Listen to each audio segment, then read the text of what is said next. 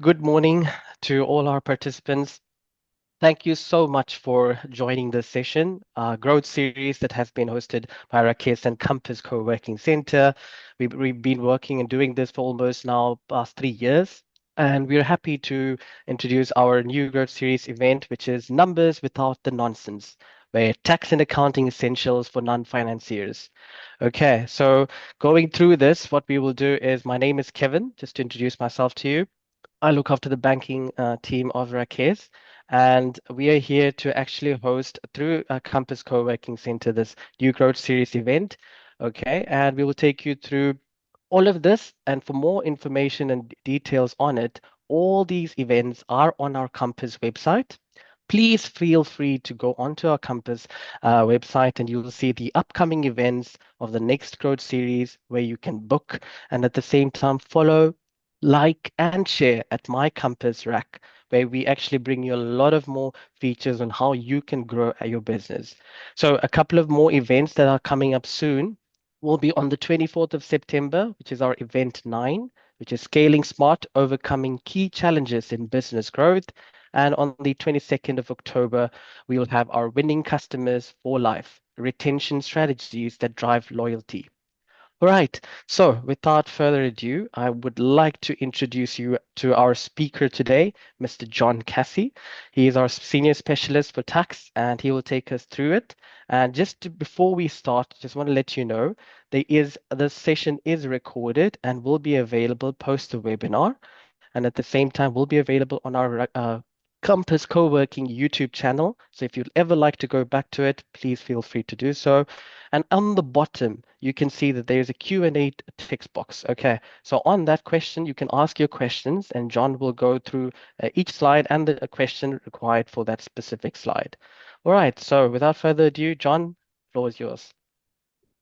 Thank you, Kevin. So look, just as Kevin mentioned before we start, we won't have a separate Q&A session in the presentation. What we prefer to do is ask your questions as we go through. Now, the way that you can do that is on your screen on Zoom, you should see a box at the bottom or at the top that says Q&A.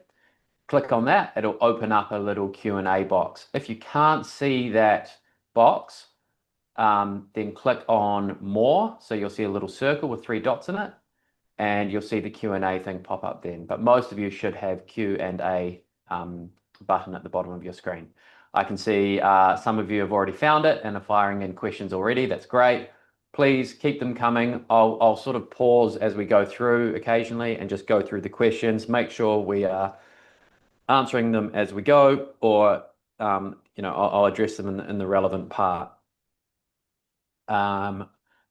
So what we will cover today. Now, first of all, thank you for joining us today. For those of you that I met at the physical event, the previous one, hopefully we can address some of the questions that came through towards the end there.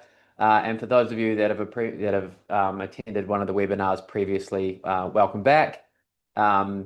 We will be covering a lot of the basics that we have done previously as well, but just to, I guess, reconfirm a lot of those deadlines, especially with the upcoming one in September.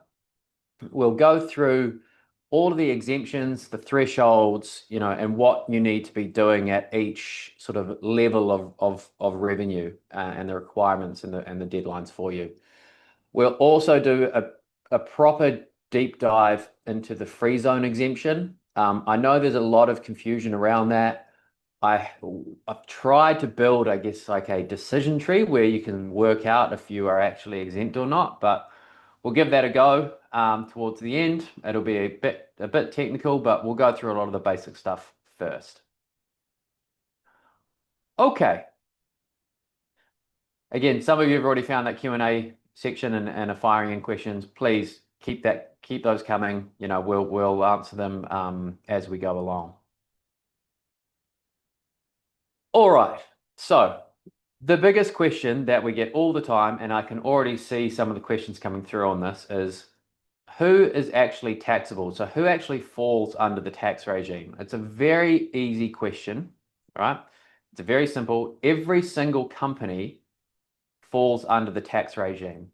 Doesn't necessarily mean that you'll need to pay tax. In fact, most small businesses will not, right? But when we think of who is taxable, what that means is who has to go through all of the tax compliance steps. And the answer to that is every single company. Doesn't matter how big you are, how small you are. I get people asking, oh, well, I don't have a bank account. Does that mean anything? No. If you have a company, then you need to go through the corporate tax compliance steps. The only real exception to this is if you are on a freelancer license. If you're on a freelancer license, then the tax regime only kicks in if you do more than 1 million dirhams of revenue in a year. Okay?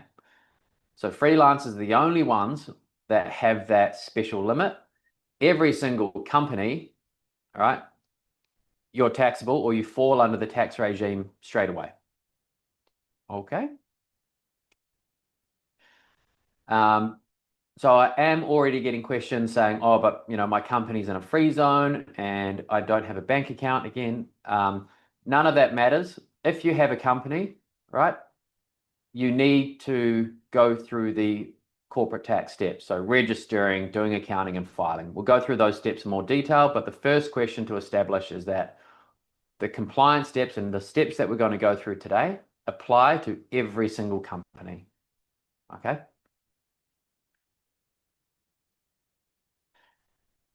So what is the first compliance step?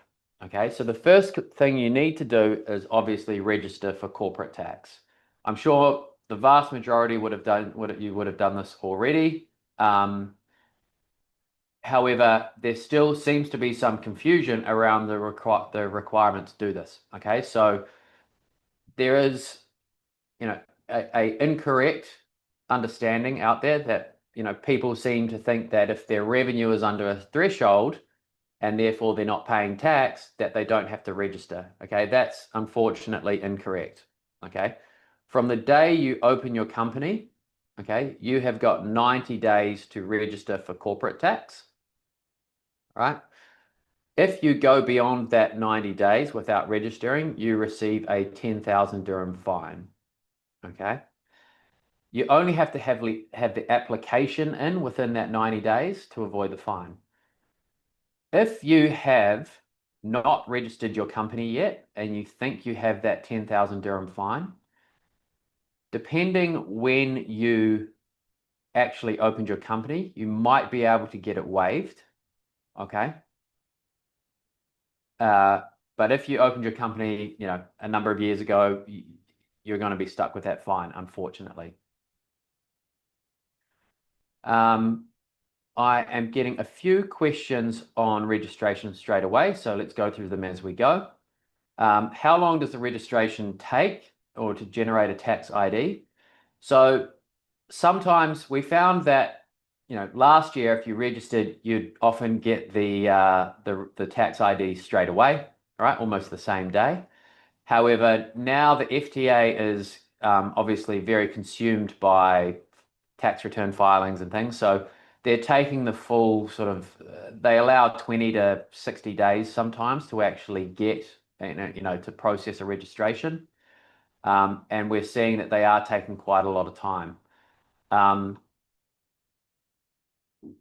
So, the main thing here is that you do have to get as long as your application is in ahead of that 90-day deadline, then you can avoid the fine. All right. It doesn't need to be processed by the 90 days.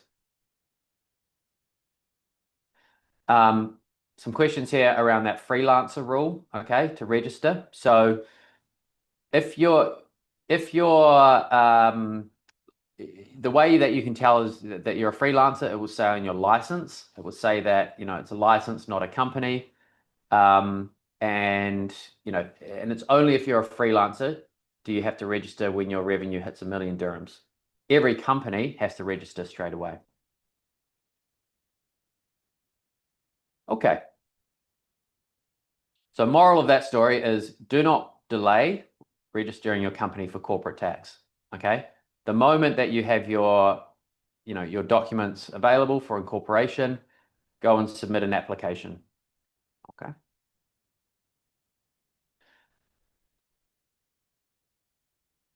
All right, the next common question that we receive is around the financial year, especially around the first financial year.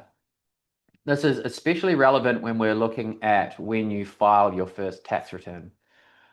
So the standard financial year in the UAE is January, December, just a normal calendar year. Okay. The way that the tax regime works with the introduction of tax is a little bit, complex because tax came in on the 1st of June 2023. Okay. But there are some rules around when your first tax year actually occurs. Okay. So this gets a little bit technical and you'd almost say illogical. Okay. But if you fall into these buckets, this is just the way the rules are written. Okay. So every company falls into one of four buckets. Okay. Or one of four groups. The first group is if you opened your company prior to June 2023. Okay, so if you opened your company in May 2023 or earlier, all right, that means that your first filing is due by September this year. So you need to file your first tax return by the end of next month. Okay, that will apply to most companies, right? So most companies, you've been open since, let's say, 2018 or 2020, or you've been open for a few years. Okay, so if you're open before May or in May 2023 or earlier, right, then your first taxable year is Jan to December 2024, and you've got to file your first tax return by the end of next month. Okay, the next group. And this is when we're going into a couple of smaller groups that are just a little bit strange with timing. Okay, so the next group are those that opened their company in July 2023 to June 2024. Okay, so if you opened your company in the second half of 2023 or the first half of 2024, right, you also need to file your tax return by September 2025. Okay. So you'll notice that I've skipped 1 month here. So June 2023. Okay. So if you opened your company prior to May 2023 or earlier, or from July 2023 up until the second half of 2024, okay, you've got a September deadline. All right.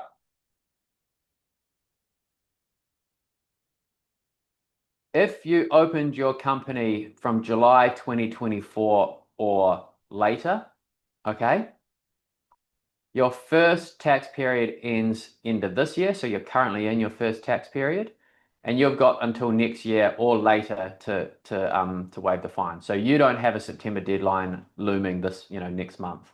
Okay. So we've just established that if you opened your company up until the end of June 2024, okay, then you need to be filing a tax return by the end of next month. All right. If you opened your company in July 2024 or later, you don't have to file by next month. You've got a bit longer because you're still in a financial year. Now, you'll notice that I sort of danced around the month of June 2023. If you think that you may have opened your company back in June 2023, okay, you're one of the unlucky ones. You had to file a tax return by December 2024. And not only that, but you also have to file a tax return by September next year. I mean, sorry, by next month. Okay, so if you're unsure of that, if you think you might have opened your company around that date, you just need to check that and see if you actually opened your company in June 2023. Because that is that is just the 1 month, the way that the rules are written, that got a bit unlucky. So you've got 2 tax returns owing by, one in December last year and one in September this year. So just to revisit, right? if you opened your company prior to up until June 2024, okay, then you have to be filing something by next month. If you opened your company after June 2024, you don't have a deadline next month, okay? The only exception is if you opened your company in the month of June 2023, you have to have filed a tax return already, and you've got the filing deadline next month.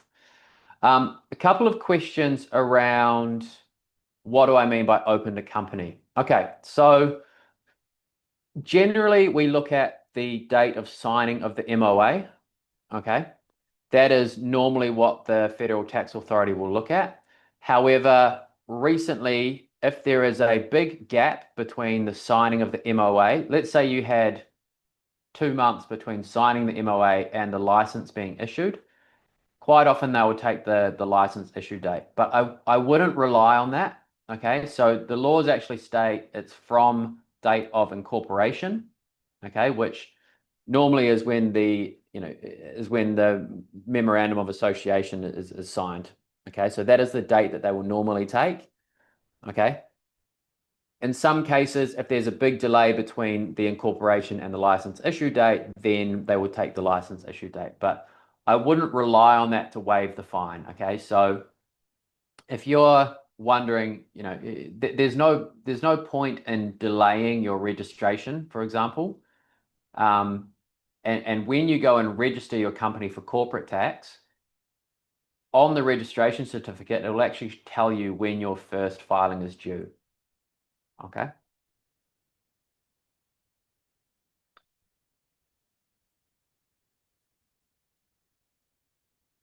Okay, I'm just going through some more questions. So you'll note that on here, I've got a few notes here around filing by a certain date to waive the fine. Okay, so if you received a late registration fine, so I'm just going to jump back here for a second. If you received a late registration fine, you can get that fine waived if you file your tax return 2 months early. Okay, so what that means is if your first tax filing is due in September 26, right, you need to file by July 2026 to get that fine waived. Unfortunately, if you have a late registration fine and your first filing deadline was September 2025, you had to have filed by July to get the fine waived. So that deadline's already gone. But for those of you with your first tax year ending September 2026, right, then you just have to file it 2 months early to waive the fine. So you still have the waiver available to you. Michael, I hope that answers that question. Just let me know. Some other questions just coming through around registration process. You're always registering under the company name, okay? So it is the company that is taxable, not the individual.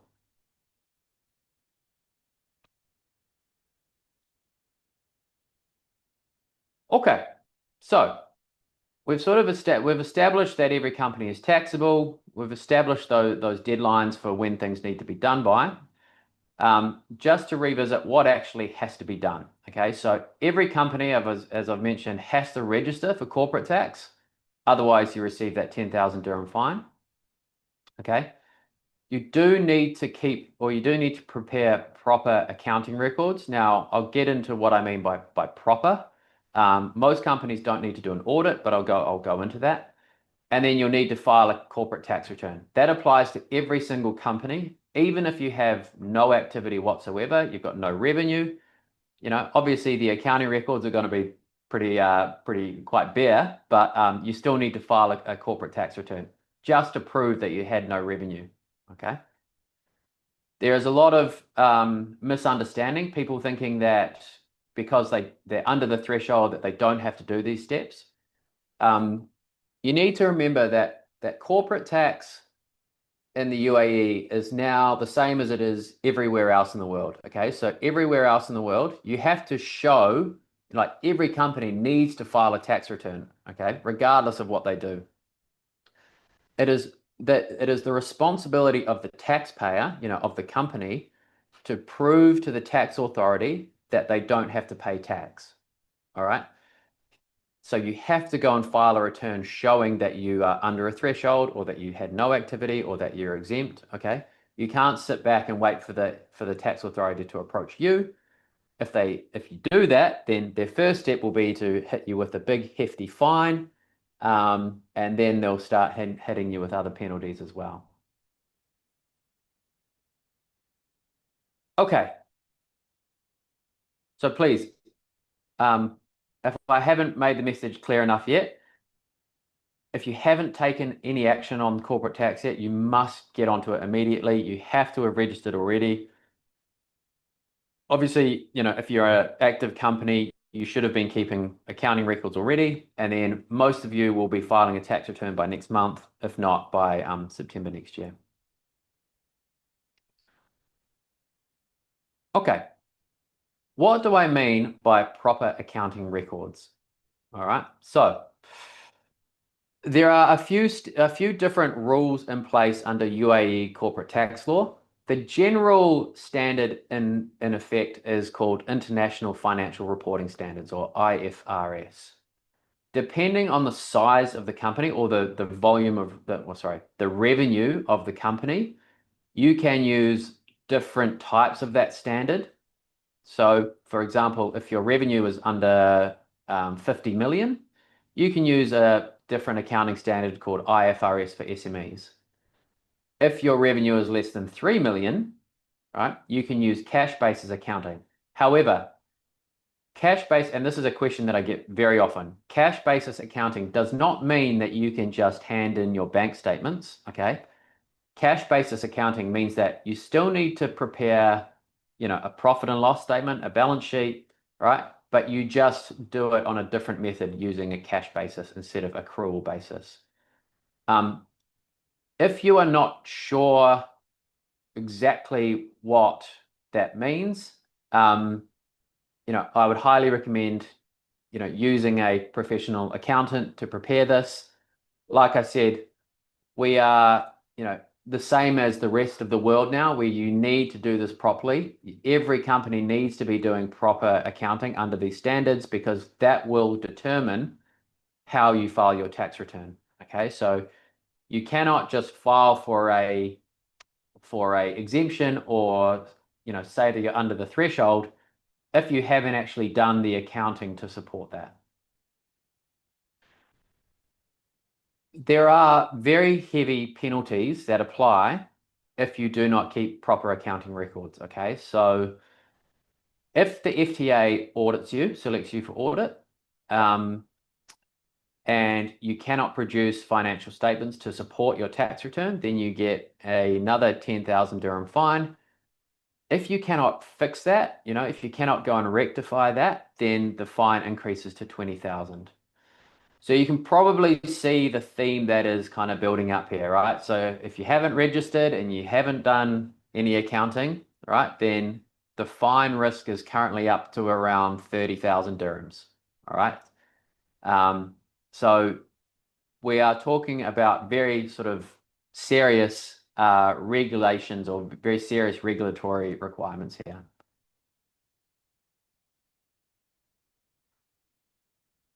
Okay. I'm just going to pause and quickly run through a lot of the questions, because I will make sure, we will go through this, the biggest question of all, which is, will I pay tax? Right. And I'll just check that I address all of the questions that have come through. Okay.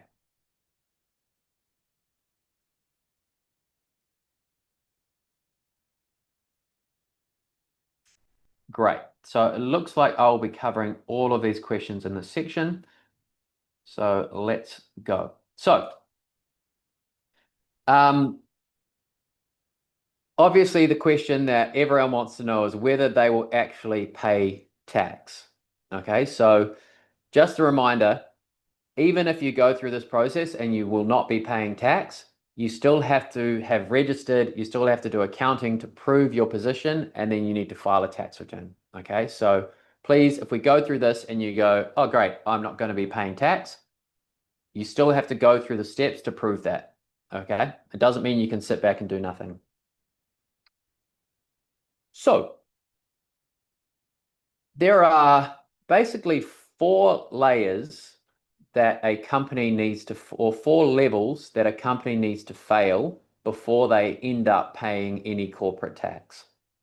We'll go through these in detail, especially the free zone exemption, okay?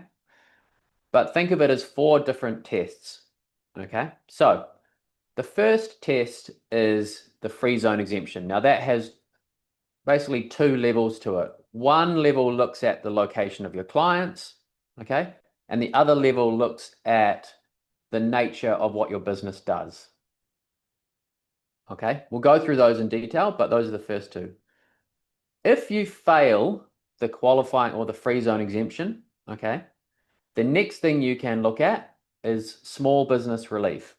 Now, this rule basically just says that if your annual revenue, or if your revenue in the tax period, your annual revenue is less than 3 million dirhams, then you don't have to pay any corporate tax. Okay.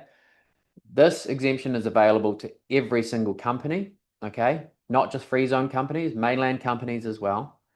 Small business relief, revenue of 3 million or less, you're exempt from paying corporate tax. Again, you still need to file a tax return to show that your revenue is less than that, but you won't pay any corporate tax, okay? The fourth test, so let's say that you failed the free zone exemption test, you failed small business relief because your revenue is more than 3 million. The next thing you look at is the profit of the business. So that's revenue minus expenses, okay? And if your profit is less than 375,000 dirhams, then you don't pay tax, okay? So you will only pay tax if you fail the free zone exemption, if your revenue is more than 3 million dirhams, and your profit is more than 375,000 dirhams, right? Only in that case will you be paying any corporate tax. And obviously your corporate tax is 9% and it's only on profits over 375,000 dirhams, but only if you've failed all those other levels first. So I'll go through all of these in detail, okay? But the concept I want you to kind of keep in mind is that we are going through four different tests, before you actually end up paying any tax.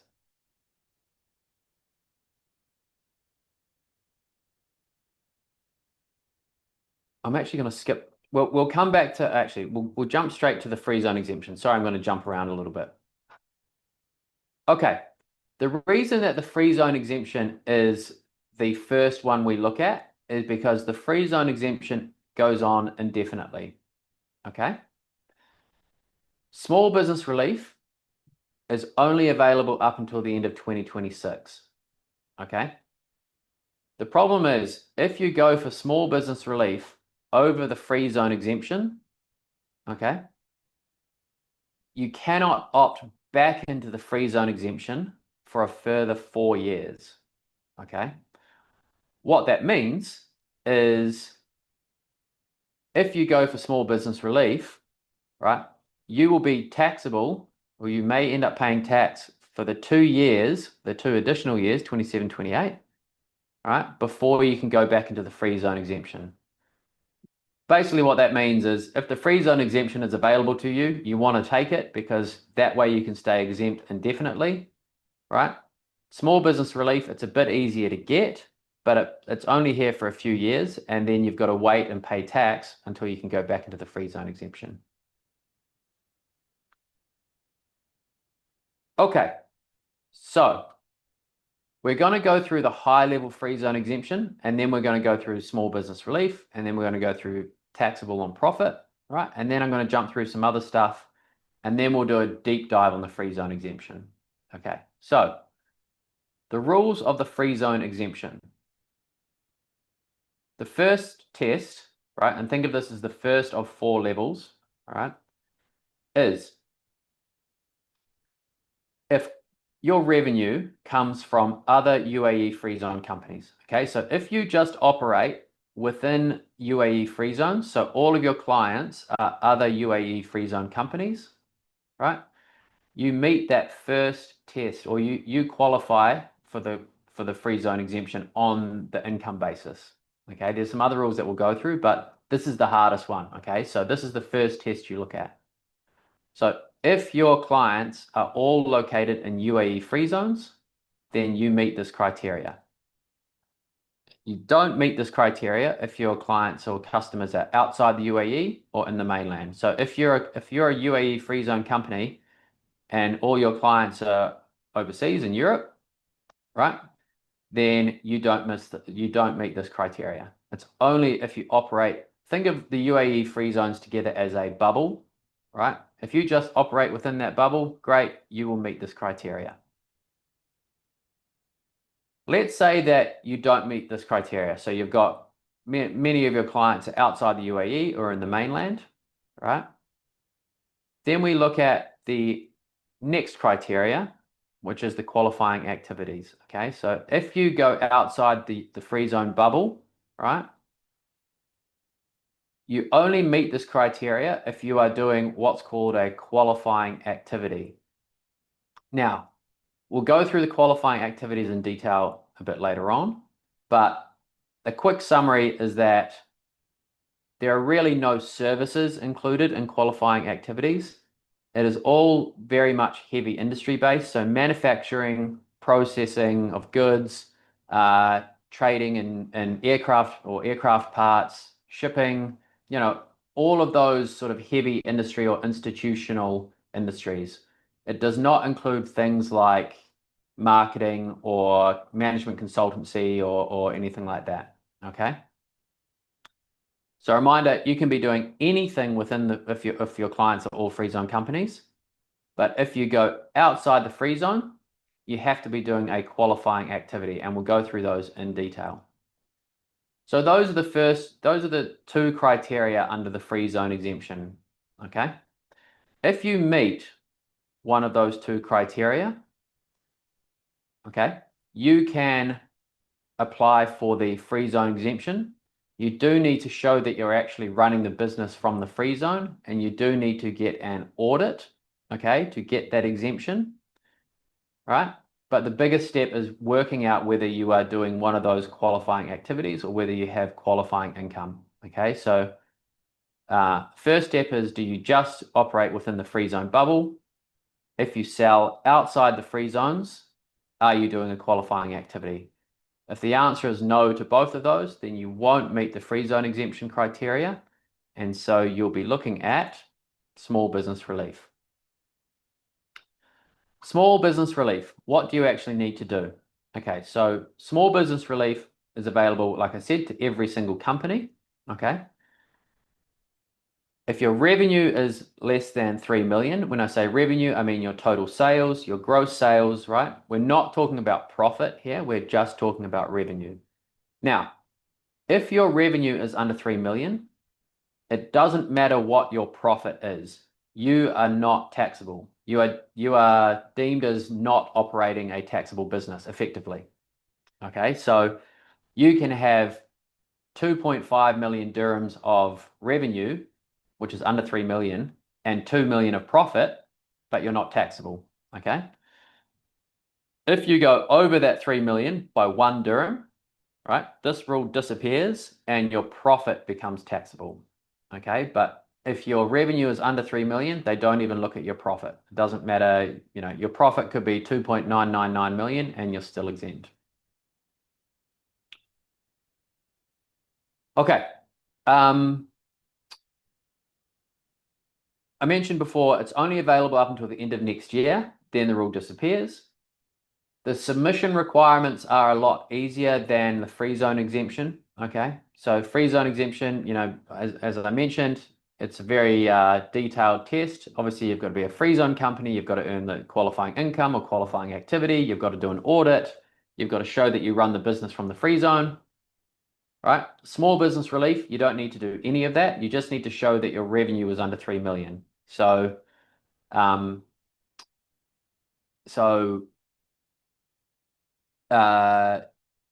all you would be doing is a set of accounts, right? So your profit and loss statement, and it just shows that your revenue is under 3 million, and that's all you need, and that's all you need to submit with the tax filing.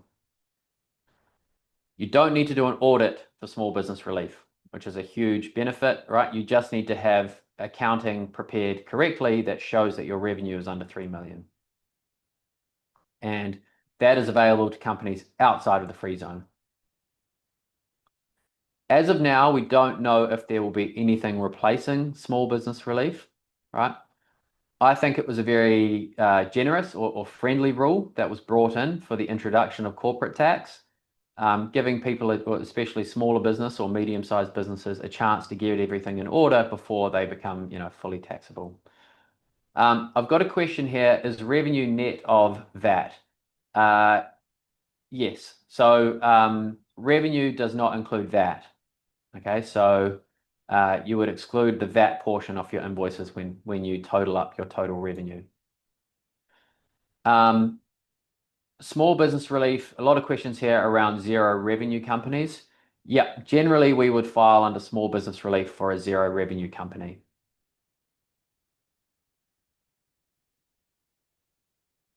Okay. Let's say that you did not meet the criteria for the free zone exemption. Your revenue is more than 3 million, right? That means that you are a fully taxable business, all right?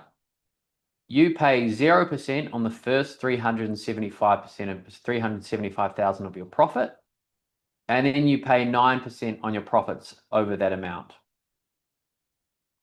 Okay, so let's say that you have, let's work through an example, right? So let's say you are a company in Raquez that provides marketing consultancy services, and you provide them to clients in Europe, right? Let's say in Spain, and your revenue is 4 million dirhams.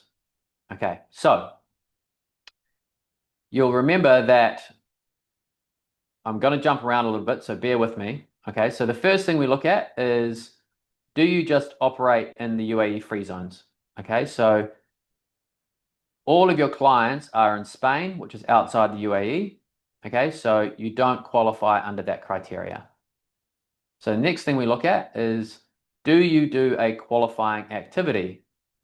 Because you are going outside the free zone, providing services outside the UAE, we can look at whether that is a qualifying activity. Generally, all services are non-qualifying. Marketing consultancy is not a qualifying activity, so you would not qualify under this criteria either for the exemption. Okay. Your revenue is 4 million dirhams. Okay, so you don't qualify for small business relief because your revenue is over 3 million, right? And let's say that you had 3 million dirhams of expenses. Okay, that leaves you with a profit of 1 million dirhams, right? So 4 million of revenue, 3 million of expenses, 1 million of profit. The first 375 is taxed at 0%, so you pay no tax on that. The remaining 625,000 dirhams, so from 375 up to the total profit of 1 million, that would be taxed at 9%. So 9% on 625, you'd end up paying around 60,000 dirhams in tax. In cases like this is when we start looking at the same things we do all over the world, right? Which is make sure that we've got everything in place for deductible expenses. Now, the biggest expense that most companies will have, right, especially small companies with one person in them, is paying themselves a salary. So, if you've got one or two people in the business, right, you would be looking at paying yourself salary as your main deductible expense. Now, obviously, if you are receiving a salary, that is not taxable when you receive it, because there's no personal tax in the UAE, right? It is also a deductible expense out of the company. So let's say, we're looking at that marketing consultancy with 4 million dirhams of revenue, right? Obviously, the main people in the company, the owners of the company, would want to pay themselves a salary, assuming they are doing all the work. Now, there are a couple of criteria that you need to ensure you can do to pay yourself a salary. Think of it as 2 steps, okay? The first step is to make sure that you have got the documentation in place that enables you to withdraw a salary from the company so that it is deemed to be a salary and not a dividend, okay? What that means, in short, is that you need to have an employment contract with your company, okay? There are certain visa restrictions on that. So for example, if you are listed as a investor on the company, then quite often you cannot be the investor in the company and also be an employee. All right. So you would need to convert, in many cases, you would need to convert your visa from investor to something like an executive director or managing director or general manager of the company. All right. So that you can receive a salary from the company. Now, we are talking about this in terms of a company with over 3 million dirhams.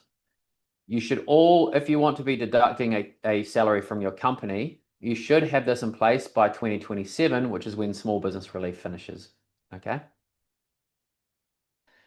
Now, so that's step 1 is having the documentation in place. Step 2 is determining how much you can actually withdraw as a salary. And this is where the Federal Tax Authority is pretty detailed around the rules. Well, I say detailed, but they don't give a strict guideline, and they do that intentionally. So the amount that you can pay yourself has to reflect market value for what you are doing. Okay, so if you've got a marketing consultancy that's got 4 million of revenue, right, you can't go and pay yourself 5 million dirhams as a salary because that obviously puts the company into a loss, and that is not reflective of market value of the services and the company. So the best sort of guideline is you look at, okay, the role that you're doing in the company, okay, for your own company, and what would your salary be if you were doing that same role for a completely unrelated company? If you went and got a job for a separate company and did that same role, be it the CEO of the marketing consultancy, right? What would the salary be for that company or for that role? And that is the only real guideline that we can give around that salary amount.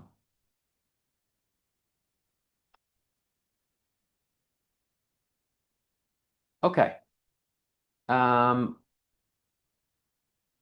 just going to quickly run through. Sorry, just bear with me. I'm just going to stay on this slide for a second while I run through the questions, make sure we're going through everything. So I'm just going to scroll up a little bit. Please bear with me. Okay, revenue net of VAT. Yes, revenue is definitely net of VAT.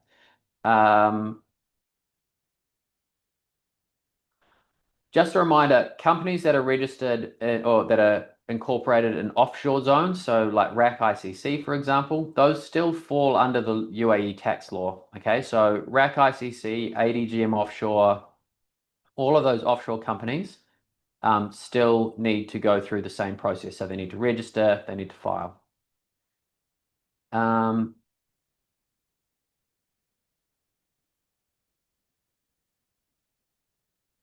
Sorry, there's a lengthy question here. Just bear with me a second.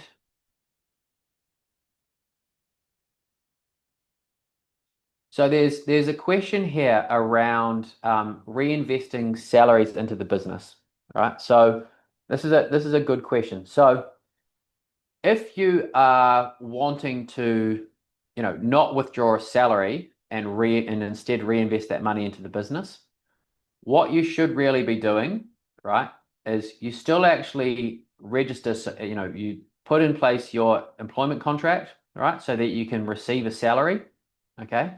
You record the salary as being received, and then you record the money being put back in as capital, okay? So that way, you still can claim the deduction for the salary, right? But the money just goes back into the company. You don't, with RACs, right? There's no wage protection system, there's no WPS, so you don't actually have to flow the money through.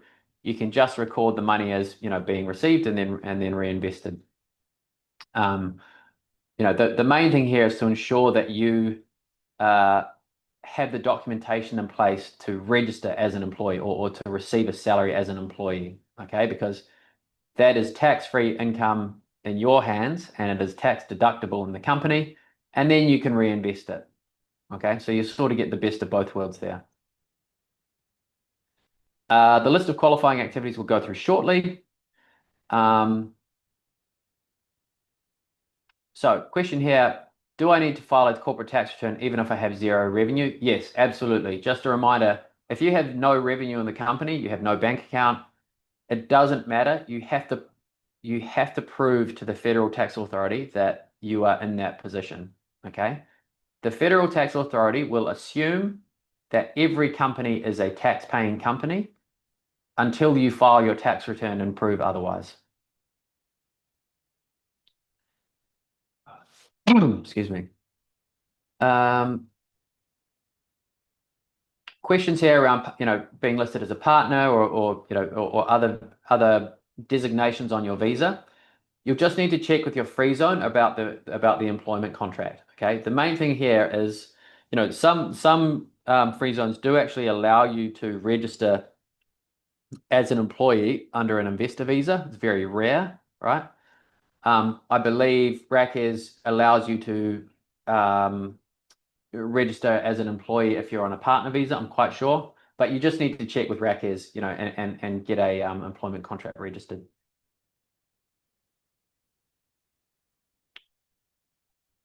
Okay, I'm just running back through these. Can you pay salaries to non-UAE residents? Yes, you can absolutely pay salaries to non-UAE residents or non-UAE, they will be employed.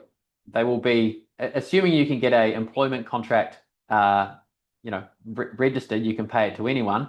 The only thing to remember is that if you're paying money out of the company as an expense or a salary to someone who lives in another country, right? That salary will probably be taxable in that other country. Let's say that you have an employee that has a UAE residency visa, but they live in Spain most of the time, okay? That person, if you pay a salary to that person, they'll probably have to pay tax on that salary over in Spain because Spain has personal income tax, right? Whereas the UAE doesn't. So that's the big the big sort of benefit of the UAE, because we have no personal income tax, right? A company can pay a salary. It's a deductible expense in the company, but it's not taxable for that person. Obviously, that changes if that person lives in a country with personal income tax. Okay. Just jumping through some more questions. Okay, there's a question here. I'm a free zone registered company. I'm doing sales outside the UAE. Do I need to file and register for corporate tax? Yes, 100%. Okay. Remember, every company, it doesn't matter where you're doing sales. It doesn't matter if you have no sales, you need to register and you need to file. Okay. Please, if you haven't done anything yet, please get onto that immediately. So a question here, there's a few freelancer questions coming through, so I'm going to quickly talk about freelancers. Please, if you have a company, you can just ignore this, just block your ears for 30 seconds, okay? Because I don't want people confusing these freelancer rules with the standard rules. So if you are a freelancer, you only have to register for corporate tax when your revenue hits 1 million, okay? There's a question here, can I just track my revenue on a spreadsheet, right? I mean, as long as you can reliably determine when you hit 1 million dirhams, right? Then sure, you can do it on a spreadsheet. But the moment that you cross over 1 million dirhams and you are registered for corporate tax, all of the rules apply. So you'll need to start doing proper accounting, proper accounting records. All right, quickly running through. There's no requirement for a UAE company to deduct tax at source for a non-UAE employee. Okay, that is, the UAE can't dictate the tax rules of another country, right? So if you're paying salaries from your UAE company to a resident in in Spain, right? There is no obligation of the UAE company to withhold any tax. There's no withholding tax in the UAE. Okay.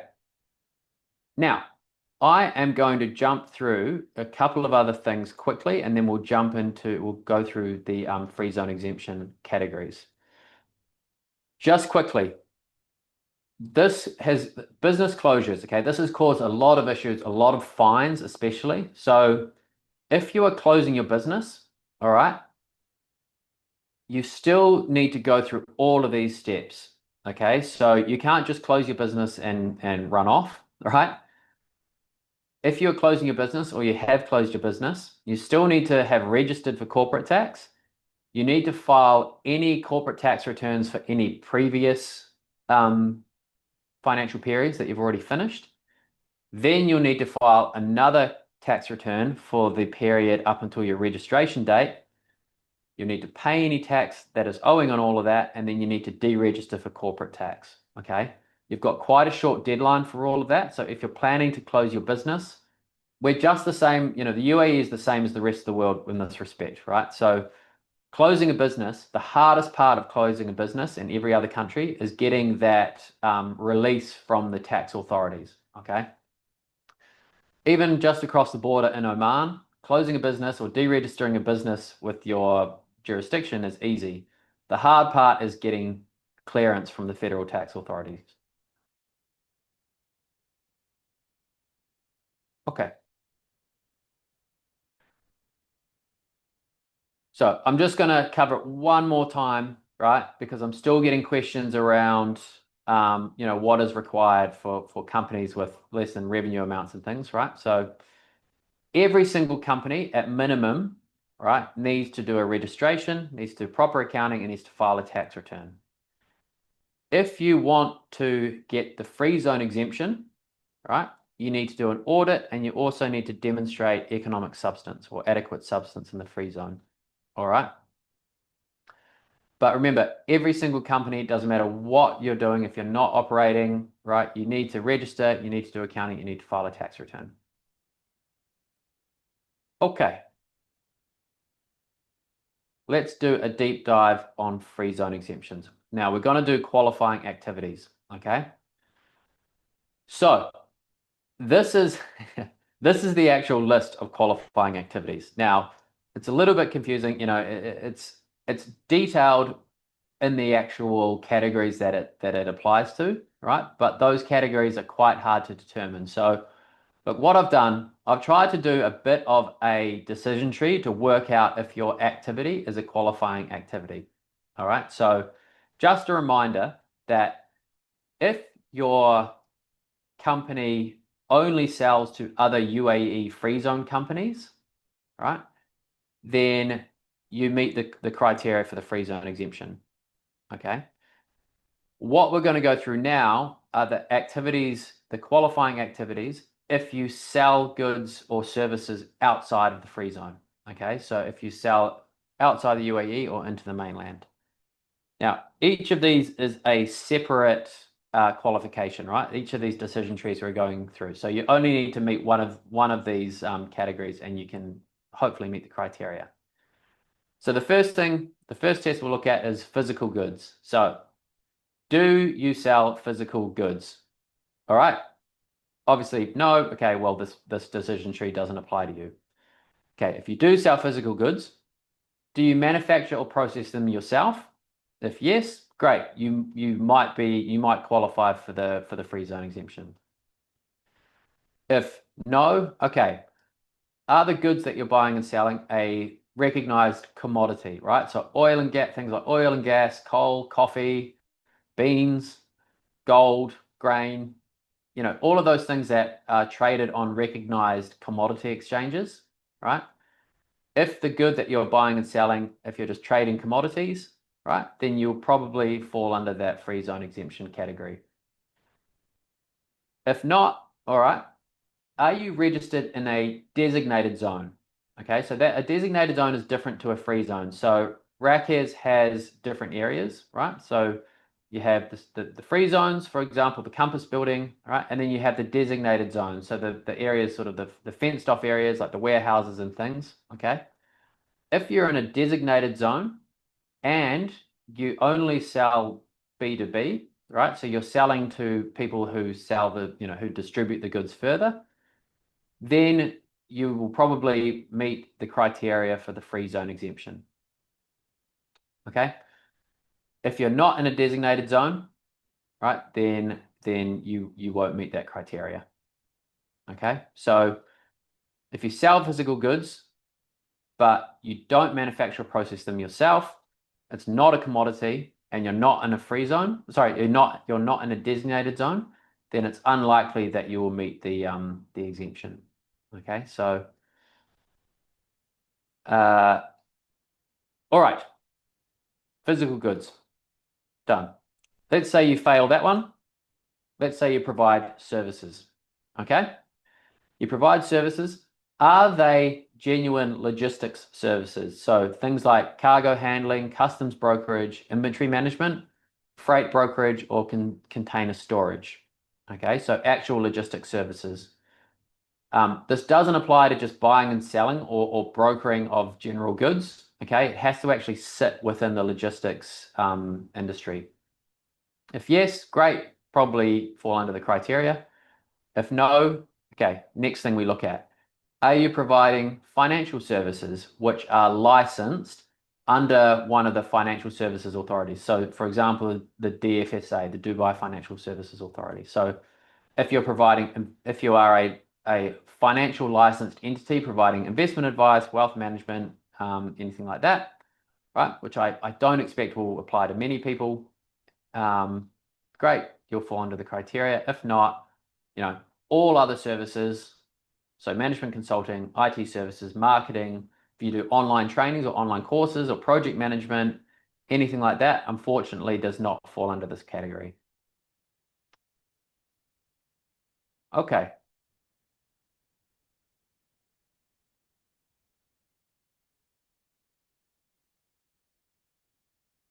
And then everything else, I've sort of bundled all the other activities into 3 tests here. So is the company just a holding company, right? And what I mean by that is, does it just own shares or investments and it holds them for 12 months or more? Okay. If it holds them for 12 months or more, great. It will probably be under one of these other categories. Okay. If you're buying and selling investments, so if you're trading shares or crypto through your company and you're buying and selling regularly, unfortunately, that doesn't qualify as a holding company. You will be deemed to be running an investment trading business, and that is not a qualifying activity.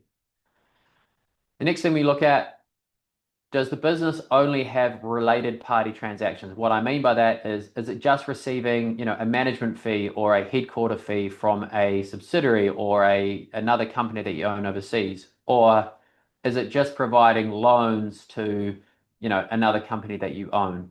If that's all that the company is doing, so it's just dealing with other companies that you own or subsidiaries or, related parties, then it will probably meet the criteria.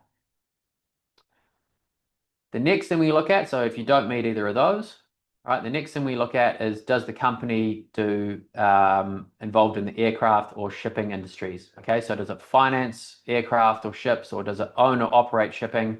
If yes, great, that'll meet the criteria. If not, then it unfortunately won't fall under that. All right, this is put in a flurry of questions. So they are all of a similar theme. So I'm going to quickly answer that because it all seems to be around, all right, I'm just trading outside the UAE. I'm buying and selling goods outside the UAE.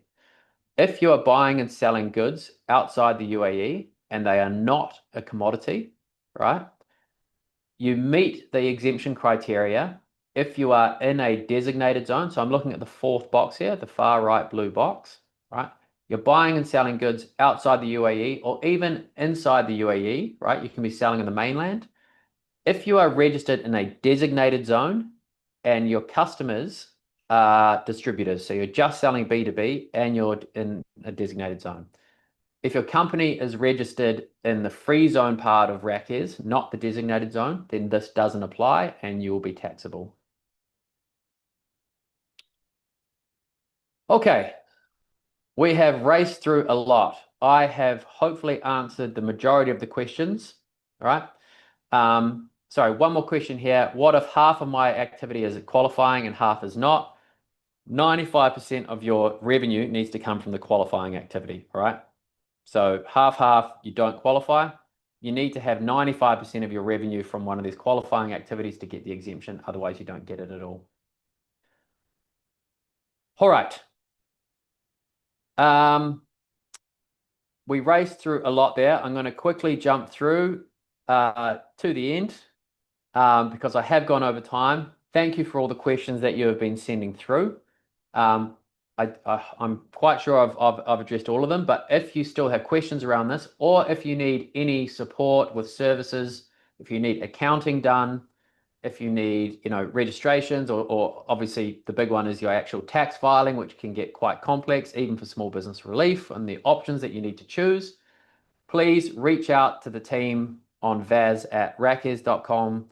They provide all of these services. Obviously, they're pretty well priced, especially for companies in RACES that can avail the service, and also reach out to them with additional questions that you have around this. Okay. I don't want to steal Kevin's thunder. Just finishing on that same slide around what's upcoming. But thank you all for attending. I'll let Kevin take over now. Sure. John, thank you so much for hosting this. We truly appreciate it. So, everyone who participated, please note that you'll be able to access the full presentation, the webinar recording, and a Q&A summary with brief answers, okay, on the event website link, which is already posted on for everyone there, as well as this video will be available on our YouTube channel on YouTube at Myra Compass Rack, okay? So we also encourage you to follow at My Compass Rack on all social media channels so that you don't miss any, okay, going forward. So once again, thank you so much for joining, and we look forward to seeing you on our next series.